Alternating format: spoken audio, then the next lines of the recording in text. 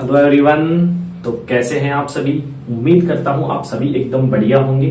मैं हितेश शर्मा स्वागत करता हूं आपके अपने ब्यूटीफुल से प्लेटफॉर्म एलएचएस फिजिक्स पॉइंट में।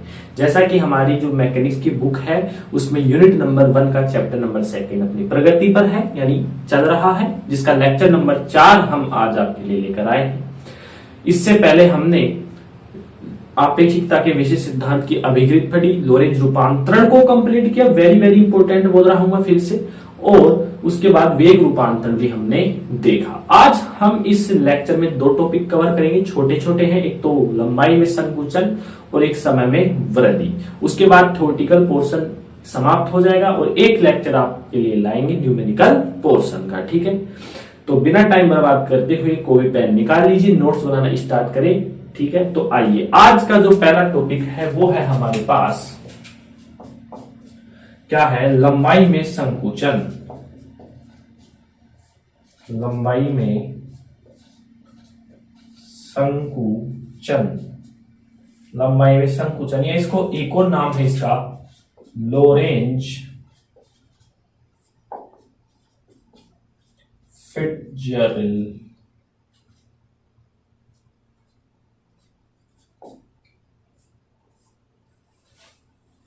ठीक है, ये नाम है इसका। एक तो लोरेंज फिट्जरलैंड है और हमारे पास है लंबाई में संकुचन। ठीक है, तो ये है लंबाई में संकुचन और लोरेंज फिट्जरलैंड। ठीक है, तो ये है लंबा। क्वेश्चन आता है लंबाई में संकुचन क्या होता है या लोरेंज फिट्जरलैंड क्या होता है। ठीक है, ये आता है। तो लंबाई में संकुचन हम समझेंगे बहुत इजी तरीके से है। पहले मैं इसका ओवरव्यू दे देता हूं आपको। माना हमारे पास 2 निर्देश तंत्र है। इस सेंटेंस लिखना चालू करते हैं। माना 2 निर्देश तंत्र, माना 2 निर्देश तंत्र एस व एस डैश है। टॉपिक का नाम क्या है? लंबाई में संकुचन, मतलब कुछ ना कुछ लंबाई में कमी होने वाली है, लेंथ कम होने वाली है। टॉपिक सीधा आता है, लंबाई में संकुचन क्या है समझाइए, डेरिवेशन है इसको वो समझाना होता है और आपको पूरे नंबर मिलते हैं। इसी प्रकार इसका जो अगला टॉपिक है समय में वृद्धि, उसमें समय में वृद्धि होगी, उसमें भी डेरिवेशन है, पूरा नंबर मिलता है। दोनों छोटे छोटे क्वेश्चन है, समझ में आ जाएंगे। ठीक है, तो लंबाई में संकुचन क्या है? माना 2 निर्देश तंत्र है एस व एस डैश। कैसे हैं? जड़त्वीय निर्देश तंत्र। शुरू के चैप्टर 2 मैंने बताए हैं। चैप्टर 1 चैप्टर 2 क्या है? जड़त्वीय निर्देश तंत्र के। इसमें वेग क्या रहता है? नियत रहता है। माना एस डैश निर्देश तंत्र है, माना एस डैश निर्देश तंत्र, एस निर्देश तंत्र के सापेक्ष, एस निर्देश तंत्र के सापेक्ष नियत वेग v से प्लस x दिशा की ओर, प्लस x दिशा की ओर, प्लस x दिशा की ओर गतिशील है। मैंने 2 निर्देश तंत्र ले लिए एस व एस डैश। यहां लिख देंगे t समय पर, t समय पर माना एस डैश निर्देश तंत्र, एस निर्देश तंत्र के सापेक्ष नियत वेग v से प्लस x दिशा की ओर गतिशील है। अब हम इसका पहले डायग्राम बनाते हैं। ठीक है, डायग्राम से और बेटर आपको समझ में आएगा। देखिए 2 निर्देश तंत्र है एस व एस डैश, कौन से जड़त्वीय ही है। t समय पर माना एस डैश निर्देश तंत्र, एस निर्देश तंत्र के सापेक्ष नियत वेग v से प्लस x दिशा की ओर गतिशील है। चलिए अब मैं यदि इसके डायग्राम की बात करूं तो डायग्राम में हम देखेंगे कि ये कौन सा है, एस निर्देश तंत्र। ठीक है, ये है मेरे पास एस डैश निर्देश तंत्र। ठीक है, ये तो है एस निर्देश तंत्र, ये है मेरे पास एस डैश निर्देश तंत्र, ये है X dash, Y dash, Z dash, O dash, ये है X dash, sorry X X, Y X, Z X और मूल बिंदु ओ। अब इसमें नया क्या किया? आप पूछेंगे कि इसमें नया क्या है? नया ये है लंबाई में संकुचन है ना, तो एस निर्देश तंत्र में एक छड़ रखी है एल लंबाई की। कितने लंबाई की? एल लंबाई की। और एस डैश में रखी है एल नोट लंबाई की। कितने लंबाई की? एल नोट लंबाई की। जिसकी ये जो एस में रखी हुई छड़ है उसकी प्रारंभिक स्थिति है x1 और इसकी अंतिम स्थिति है कितनी? x2। इसकी प्रारंभिक स्थिति कितनी है?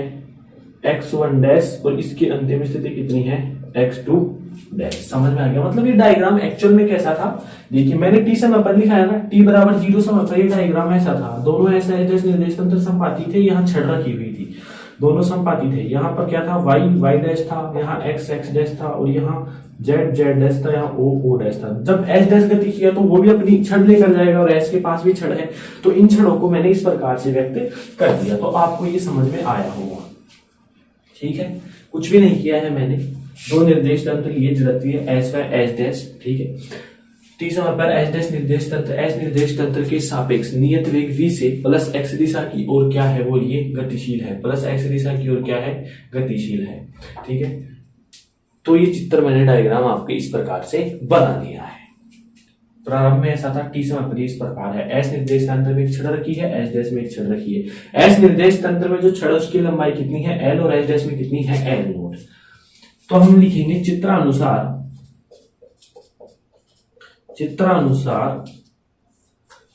S निर्देश तंत्र में व चित्रानुसार S निर्देश तंत्र व S डैश निर्देश तंत्र में S डैश निर्देश तंत्र में क्रमशः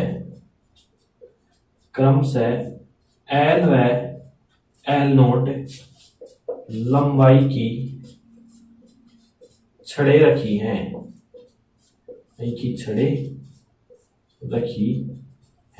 ठीक है। जैसा कि हमारे पास डायग्राम था वैसा स्टेटमेंट लिख दिया है। एल लंबाई की छड़ के जो सिरे हैं वो क्या क्या है, x1 व x2 है, तथा S डैश निर्देश तंत्र में रखी छड़, S डैश निर्देश तंत्र में रखी छड़ के सिरे कितने हैं, x1 डैश व x2 डैश, के सिरे x1 डैश व x2 डैश है। तो ये था हमारा डायग्राम और उसकी लैंग्वेज, ये यहां तक क्लियर था। और ये जो डायग्राम मैंने बनाया टी समय पर, ये गतिशील, ये याद रखना है, ये गतिशील है, ये स्थिर है, ठीक है। तो अब हम एल नोट को क्या लिख सकते हैं, L naught is equal to x2 dash minus का x1 डैश, ये एल नोट है, समीकरण नंबर ए। इसमें कोई कंफ्यूजन नहीं होगा, उच्च में से निम्न को घटाया जाता है, हमेशा दूरी निकाली जाती है, तो एल नोट का मान ये है। यहां तक आप नोट करें। चलिए अब हम आगे चलते हैं। जब हम आगे चलते हैं तो ये डायग्राम मैं ऐसे रहने देता हूं, ठीक है।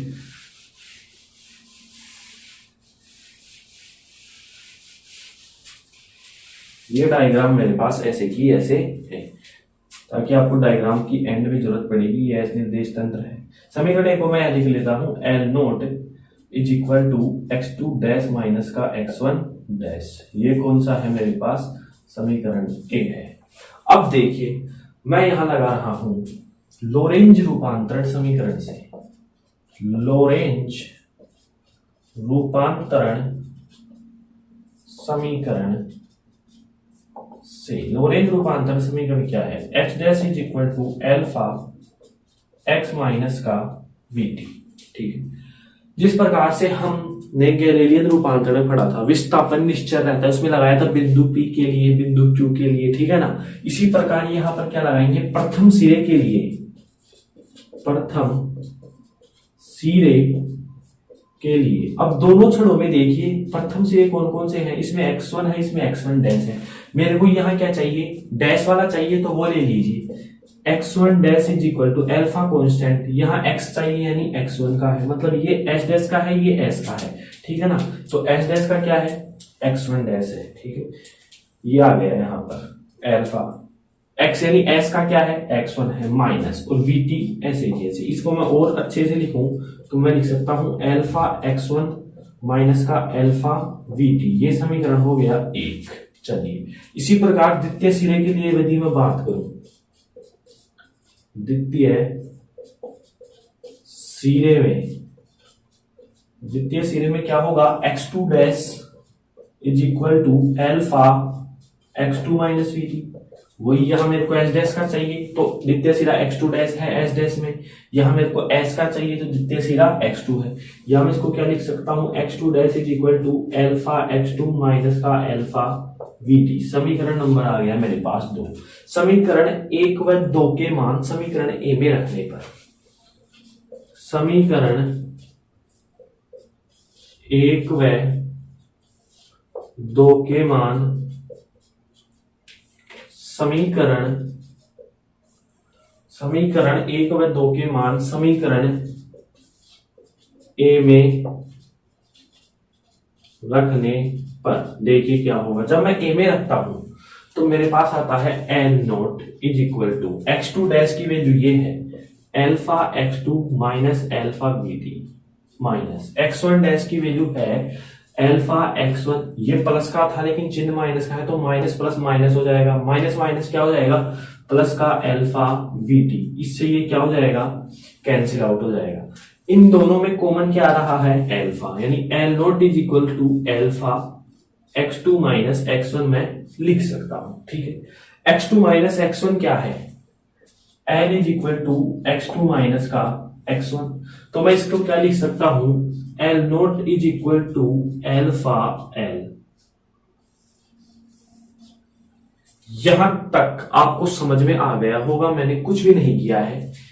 पहले स्टेटमेंट की कहते लैंग्वेज लिखी थी, डायग्राम बनाया, तो उसके बाद मैंने इसका मान निकाला है एल नोट का, जो आप आसानी से निकाल सकते हैं अधिक दूरी से कम दूरी पर। ठीक है, फिर मैंने क्या किया, लोरेंज रूपांतर समीकरण लिखा प्रथम सिरे के लिए। जिस प्रकार विस्थापन निश्चल रहता था गैलीलियन रूपांतर में, उसमें लगाया था बिंदु P के लिए बिंदु Q के लिए, उसी प्रकार यहां प्रथम सिरे की बात कर रहा हूं। प्रथम सिरे कौन कौन से, इसमें 2 है, x1 और x1 डैश। मेरे को यहां कौन सा चाहिए, डैश वाला, तो ये रहा, यहां बिना डैश का ये रहा। इसी प्रकार दूसरे सिरे में डैश वाला ये है, बिना डैश वाला ये है, और इनके मान कहां रखे हैं, समीकरण ए में, और मेरे पास ये आया है। अब इसको आगे हल करते हैं, तो मैं डायग्राम नहीं मिटा लूंगा, आप यहां तक पहले नोट कर दें। ठीक है, या अब मैं इसको यहां लिखता हूं, यहां अपने पास थोड़ी सी जगह है, अब देखते हैं। ठीक है, देखिए क्या आया है मेरे पास, L naught is equal to alpha L. यदि मैं यहां से एल की वैल्यू निकालूं तो मेरे पास आ जाएगा एल नोट अपॉन का एल्फा, और एल्फा की वैल्यू होती है 1 upon under the root 1 minus V square upon C square. अब ये यहां क्या आ जाएगा, ऊपर आ जाएगा, तो एल इज इक्वल टू हो जाएगा L naught under the root 1 minus V square upon C square. तो ये है लंबाई में क्या बोलिए, संकुचन, लंबाई में संकुचन है ये, जहां एल छोटा होता है एल नोट, मतलब लंबाई एल है उसमें क्या होगा, संकुचन होगा। ठीक है, मैं दोबारा आपको बताता हूं लंबाई में संकुचन क्या है। देखिए, 2 निर्देश तंत्र हैं, एस और एस डैश। एस डैश निर्देश तंत्र, एस निर्देश तंत्र के सापेक्ष टी समय पर प्लस एक्स दिशा में प्लस वी वेग से क्या है, गतिशीलता। ठीक है, उसका मैंने डायग्राम आपको बना दिया था। अब अंतर क्या है, यहां पर कोई छड़ रखी थी एल लंबाई की, एल नोट, और इनके सिरे ये थे, मैंने केवल L naught is equal to ये रखा है। ठीक है, उसके बाद लोरेंज रूपांतर समीकरण लगा दिया, पहला समीकरण, और प्रथम सिरे द्वितीय सिरे का मान निकालकर इसमें रखकर इस प्रकार से मैंने हल कर दिया। अब आप बोलेंगे आप यहां तक भी छोड़ सकते थे, तो ये क्यों किया, ये मैंने इसलिए किया है, लंबाई में संकुचन एस निर्देश तंत्र में रखी छड़ में होगा, ना कि एस डैश में, इसीलिए एल का मान निकाला। और एल में संकुचन हो रहा है, मतलब एल की जो छड़ है वो सिकुड़ रही है, इसलिए एल हमेशा छोटी होगी किससे, एल नोट से। ये बात सही है, तो आप यहां तक पहले नोट करें, फिर इसका एक्चुअल का स्टेटमेंट वेरी इंपोर्टेंट वो लिखाता हूं मैं। ठीक है, तो ये था डेरिवेशन। अब इसकी 2 लाइनें और है, उसके बाद हमारा पूरा मतलब संकुचन से कंप्लीट हो जाएगा। ठीक है, अब मैं इसको रफ कर देता हूं। देखिए, आप स्टेटमेंट देखेंगे अब, अतः एस निर्देश तंत्र में छड़ की, एस निर्देश तंत्र में छड़ की आभासी लंबाई, एस निर्देश तंत्र में छड़ की आभासी लंबाई संकुचित होती हुई प्रतीत होती है। संकुचित होती हुई प्रतीत होती है। अब आ रहा है दूसरा पॉइंट, ये तो था पहला पॉइंट, अब आ रहा है दूसरा पॉइंट। लंबाई में संकुचन, लंबाई में संकुचन किसकी? छड़ की लंबाई में संकुचन गति की दिशा में होता है, गति की दिशा में होता है, गति की दिशा में होता है, गति के लंबवत नहीं होता। सब समझाऊंगा मैं, बिल्कुल डोंट वरी। गति के लंबवत, गति के लंबवत नहीं होता है, गति के लंबवत नहीं होता है, ये बात। और तीसरा है एस डैश निर्देश तंत्र में, एस डैश निर्देश तंत्र में रखी छड़ की लंबाई को, उचित लंबाई की लंबाई को, उचित लंबाई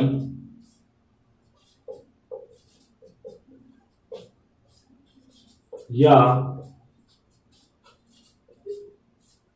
स्थिर लंबाई, उचित लंबाई या स्थिर लंबाई कहते हैं। ठीक है, तो ये है हमारे पास कुछ इंपॉर्टेंट पॉइंट है यहां पर। अब मैं एक बार दोबारा से समझाता हूं आपको, इन इंपॉर्टेंट पॉइंटों को भी मैं दोबारा से आपके पास लाता हूं। देखिए यहां पर होगा क्या कि हमारे पास दो निर्देश तंत्र थे, एस और एस डैश। ठीक है, टी समय पर एस डैश निर्देश तंत्र एस निर्देश तंत्र के सापेक्ष नियत वेग v से गतिशील था। तो ये डायग्राम मैंने आपको बनाया था, यहां पर बोला था कि एस में कोई छड़ है, एस डैश में एल, एल नोट इनके सिरे लिख दिए, कुछ भी नहीं किया है, एल नोट का मान निकाल लेते थे, आप भी निकाल लेंगे आसानी से। फिर मैंने क्या किया, आगे लोरेंज रूपांतरण समीकरण लगाया, प्रथम सिरे के लिए, द्वितीय सिरे के लिए, ये मान निकाल लिया। अब मैं जो कंडीशन लगा रहा हूं ना कि एल का मान एल नोट से छोटा है, मतलब एस निर्देश तंत्र में रखी छड़ में संकुचन हो रहा है, एस डैश की में नहीं हो रहा है। ये स्टेटमेंट 3 बता रहे हैं क्यों एल में हो रहा है। पहला, एस निर्देश तंत्र में छड़ की आभासी लंबाई संकुचित होती है।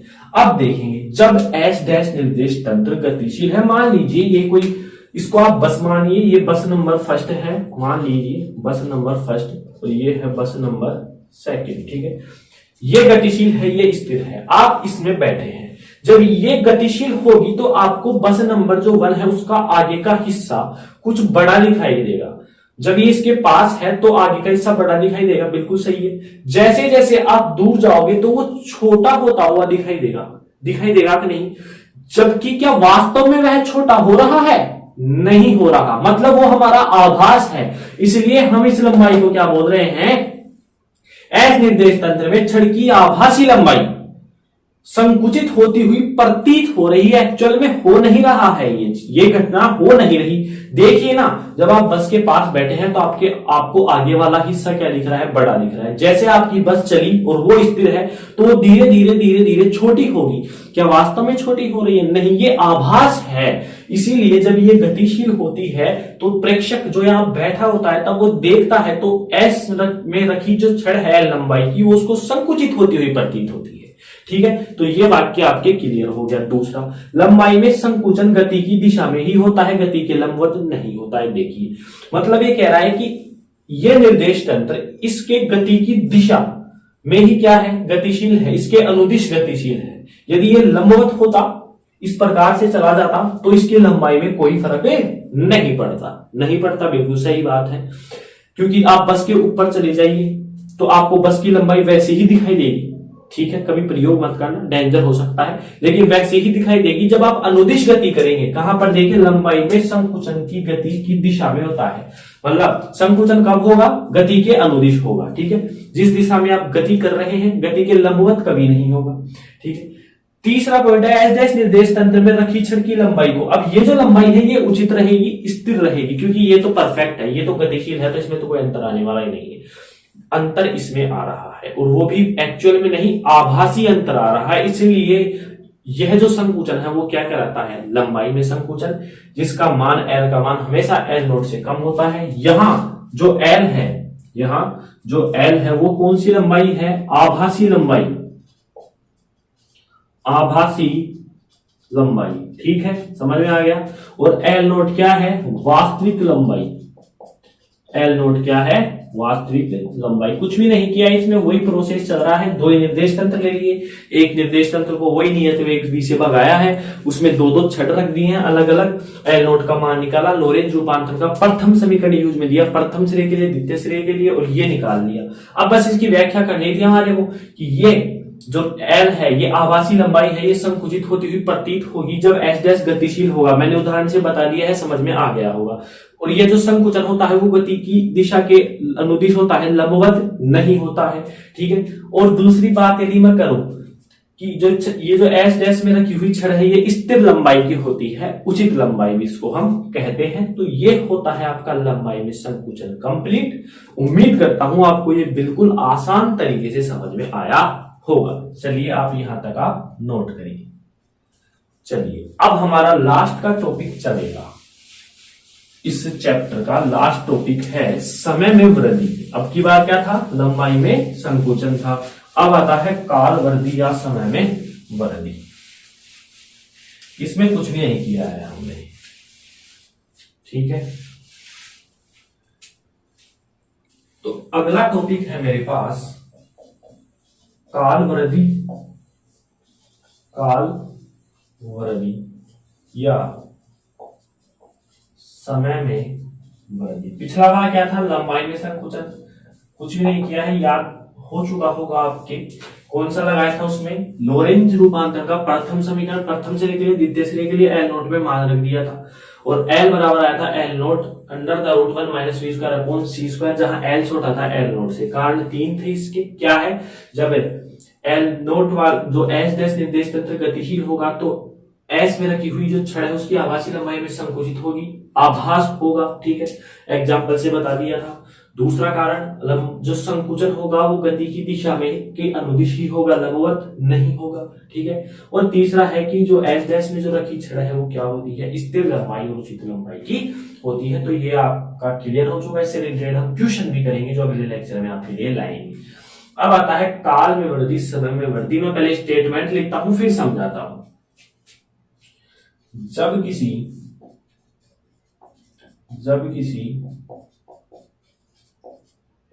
स्थिर निर्देश तंत्र के सापेक्ष,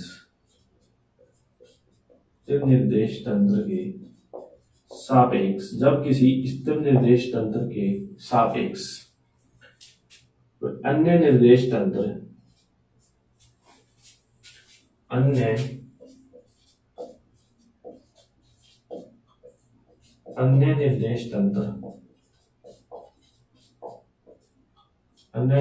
तंत्र नियत वेग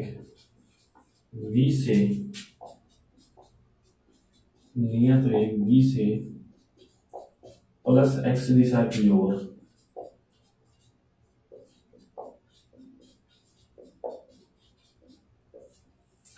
जब किसी स्थिर निर्देश तंत्र के सापेक्ष कोई अन्य निर्देश तंत्र नियत वेग v से प्लस x दिशा की ओर गतिशील है तो स्थिर निर्देश तंत्र में समय में वृद्धि होती हुई प्रतीत होती है। स्थिर निर्देश तंत्र में समय में वृद्धि होती है,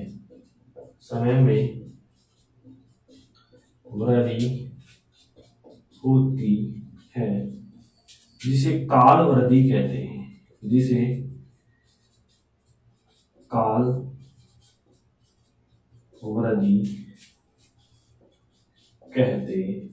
हैं। समझ में आया।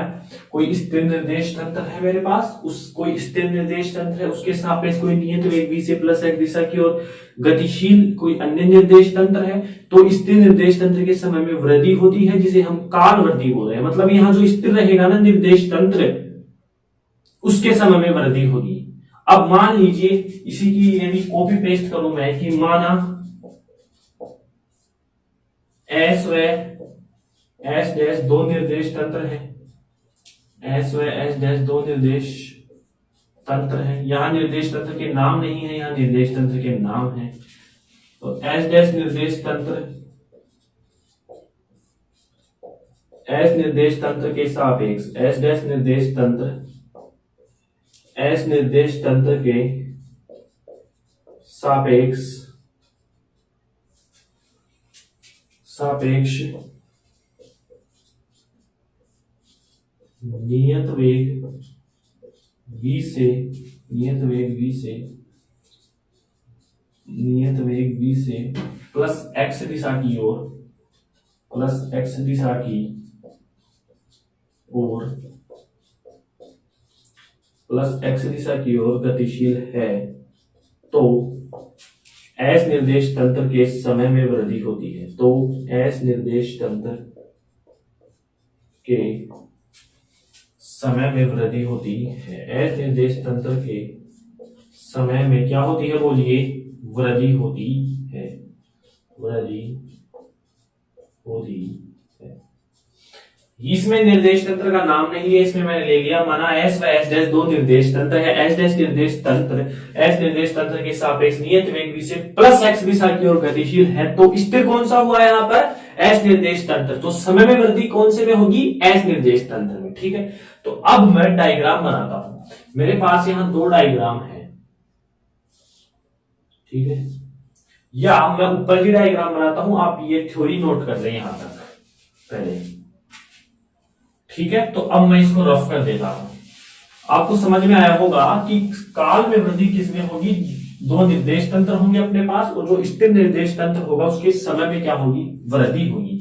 देखिए मैं यहां पर दो निर्देश तंत्र बना रहा हूं, ये तो है एस निर्देश तंत्र और ये है अपने पास एस डैश निर्देश तंत्र। यहां पर कोई घड़ी रखी हुई है, ठीक है, जिसकी स्थिति है एस निर्देश तंत्र में x1, ये हो गया x y z o, ये o dash x dash y dash z dash. अब घड़ी में आप चलती है जब घड़ी, तो उसमें जो मिनट की सुई होती है वो ऐसे करती है, टिक टिक टिक टिक। तो मैं यहां दो टिक ले रहा हूं, पहला टिक यहां से यहां तक गया, मतलब ये सुई है, पहला टिक यहां से फिर यहां पर गया है। ठीक है, समझ में आ गया, इसको मैं मिटा देता हूं। दो टिक टिक है जिनके मध्य अंतराल, इसको T1 मान लेता हूं, इसके T2 मान लेता हूं, जिनके मध्य अंतराल कितना है, T है। इसी प्रकार यहां पर भी मैंने एच डैश में भी कोई घड़ी रख दी है जिसकी स्थिति कितनी है, x1 डैश है, वही दो टिक टिक है, T1 डैश मान लेता हूं, इसको T2 डैश, और इसका जो अंतराल है वो कितना है, T नोट है। ठीक है, अब इसकी व्याख्या करते हैं। माना घड़ी में दो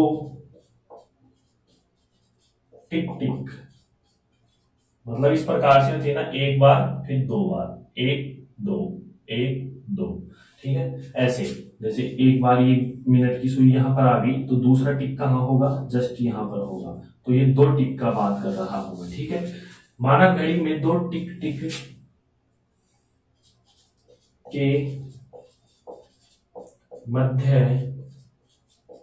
अंतराल एस व एस डैश निर्देश तंत्र में, एस व एस डैश निर्देश तंत्र में क्रमशः कितना है, टी व टी नोट, टी व टी नोट है।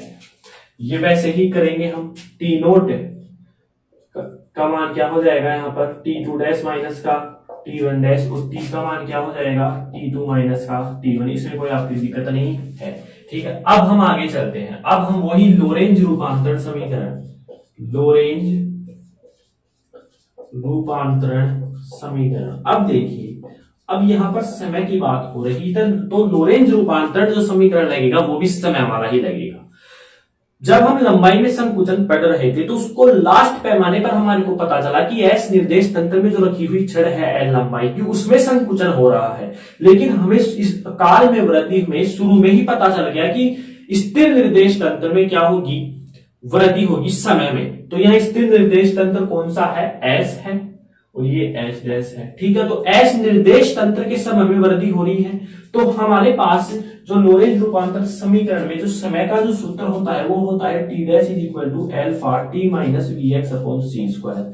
लेकिन हम यहाँ पर एस निर्देश तंत्र का फॉर्मूला लगाएंगे, क्यों? क्योंकि समय में वृद्धि किस में हो रही है? एस में। तो क्या हो जाएगा? T alpha T dash V, ये प्लस एक्स दिशा की ओर गतिशील है तो ये माइनस एक्स दिशा की ओर, तो माइनस माइनस प्लस हो जाएगा वी एक्स अपॉन का सी स्क्वायर। मैंने विभिन्न स्थितियों में भी ये चीज बता दी थी। तो लोरेंज रूपांतर समीकरण कौन सा लिखेंगे? T is equal to alpha T dash plus V X upon का सी स्क्वायर, ठीक है।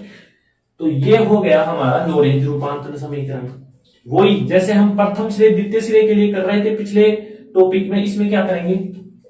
T1 समय के लिए, T1 समय के लिए यहां ये कौन सा है? एस निर्देश तंत्र का समय। एस निर्देश तंत्र में कितना है? ओनली T1 है, इज इक्वल टू एल्फा। ये एस डैश का है, एस डैश में कितना है? T1 डैश है और माइनस का V X upon C square, ऐसे की ऐसे। यदि मैं इसको और हल करूं तो alpha T1 dash minus alpha V X upon का सी स्क्वायर समीकरण 1 हो गया है। इसी प्रकार T2 समय के लिए, यहां से अब यहां जा रहे हैं हम, T2 समय के लिए, T2 समय के लिए देखिए एस निर्देश तंत्र में, सॉरी कहां है हमारा समीकरण? यही है, इसको समीकरण ए दे देते हैं हम। T2 समय के लिए एस निर्देश तंत्र में तो ये T2 ही है, एल्फा। एस डैश में कितना है? T2 डैश है और माइनस का V X upon C square. इसको और हल करूं, T2 is equal to alpha T2 dash minus का एल्फा वी एक्स अपॉन का सी स्क्वायर, समीकरण 2 दे दूंगा मैं इसको, ठीक है। अब मैं क्या कर रहा हूं? समीकरण 2 माइनस समीकरण 1, समीकरण 2 माइनस समीकरण 1। तो T2 माइनस का T1, T2 माइनस का T1 is equal to alpha T2 dash minus alpha V X upon का सी स्क्वायर, माइनस माइनस चिन्ह इससे गुणा होगा तो माइनस प्लस माइनस, यानी माइनस का एल्फा T1 डैश, माइनस चिन्ह इससे भी गुणा होगा, माइनस माइनस का प्लस, मतलब एल्फा वी एक्स अपॉन का सी स्क्वायर। ये इससे क्या हो गया? कैंसिल आउट हो गया। इन दोनों में एल्फा को बना रहा है। T2 माइनस का T1, इसको मैं क्या लिख सकता हूं? T2 माइनस का T1, T लिख सकता हूं। T इज इक्वल टू, यहां एल्फा को बना रहा है तो T2 डैश माइनस का T1, T is equal to alpha T naught. ये क्या है? T naught. यदि मैं एल्फा की वैल्यू रखता हूं यहां पर तो T is equal to T naught under the root 1 minus V square upon C square. ये हो गया है मेरे समय में वृद्धि। किसमें? एस निर्देश तंत्र में समय में वृद्धि कितनी आती है? ये आती है मेरे पास। जहां पर मैं यहां लिख देता हूं, मेरे पास थोड़ी जगह कम है, आप पहले यहां लिख देता हूं, मैं ये हेडिंग हटा देता हूं, ठीक है। जहां पर T इज ग्रेटर देन रहता है हमेशा T नोट से। कैसे रहेगा? देखो, इस एक में से कुछ घट रहा है और वो जो घट रहा है उसका वर्गमूल भी है, मतलब ये हर तो हमेशा क्या आना है? छोटा आना है। तो जब ये छोटा आएगा तो ये हमेशा क्या होगा? बड़ा होगा। तो T is greater then T note. और हमें परिभाषा में ही दे रखा है कि एस निर्देश तंत्र में जो समय होता है, जो स्थिर निर्देश तंत्र है एस, और एस डैश क्या है? गतिशील है। तो एस निर्देश तंत्र के समय में क्या होगी? वृद्धि होगी। तो इस प्रकार से T इज ग्रेटर देन क्या होता है? T नोट होता है। तो ये है हमारे पास समय में वृद्धि। क्या किया है समझेंगे दोबारा। दो निर्देश तंत्र से एस और एस डैश, जो स्थिर निर्देश तंत्र होगा और जो गतिशील होगा ना, तो स्थिर निर्देश तंत्र में क्या होगी? समय में वृद्धि होगी, हमें पता है, ठीक है। हमने एक घड़ी ली जिसके दो टिक टिक के मध्य समांतराल लिया एस और एस डैश में, कुछ इस प्रकार से, ठीक है। और हमने लोरेंज रूपांतर समीकरण लगाया। हमको पता है कि एस निर्देश तंत्र में समय में वृद्धि होगी, तो हम एस डैश का क्यों सूत्र लगाए? किसका लगाएंगे? एस का। एस का लगाने के बाद हमने T1 समय के लिए निकाला T2 को, और दोनों में से एक दूसरे को घटा दिया, तो हमारे पास कुछ ये मान आता है T is equal to alpha T naught, जहां T इज ग्रेटर देन होता है हमेशा T नोट से, ठीक है। तो ये थे आज के वेरी वेरी दो इंपोर्टेंट क्वेश्चन हमारे पास। क्या नाम है जिनके? पहला तो था लंबाई में संकुचन, जिसे लोरेंज फिट्जरलैंड भी कहते हैं, और दूसरा था समय में वृद्धि। ठीक है, यहां पर इस लेक्चर के साथ हमारा ये chapter number 2 unit number 1 mechanics book का फिनिश होता है। ठीक है, लास्ट लेक्चर एक और लेकर आते हैं हम आपके लिए, जिसमें न्यूमेरिकल होंगे इन दोनों पर रिलेटेड, ताकि इनकी और रिहर्सल हो सके, आपका अभ्यास हो सके। उम्मीद करता हूं आपको चैप्टर 1 चैप्टर 2 दोनों समझ में आए होंगे। लगातार आपको पढ़ाई करनी है, मेहनत जारी रखनी है आपकी। ठीक है, और ज्यादा से ज्यादा फर्स्ट ईयर तक जो स्टूडेंट हैं उन तक तो ये वीडियो पहुंचाए। और एक विशेष सूचना, डिस्क्रिप्शन में आपको टेलीग्राम का लिंक दिया हुआ है, उस पर क्लिक करें, चैनल को ज्वाइन करें, आपको वहां पीडीएफ नोट्स मिल जाएंगे। ठीक है, तो मिलते हैं एक अगले नए लेक्चर के साथ, धमाकेदार शुरुआत के साथ। ये चैप्टर पूरा हो चुका है, इसके बेस में कुछ अच्छे न्यूमेरिकल लाऊंगा जो एग्जाम में आता है।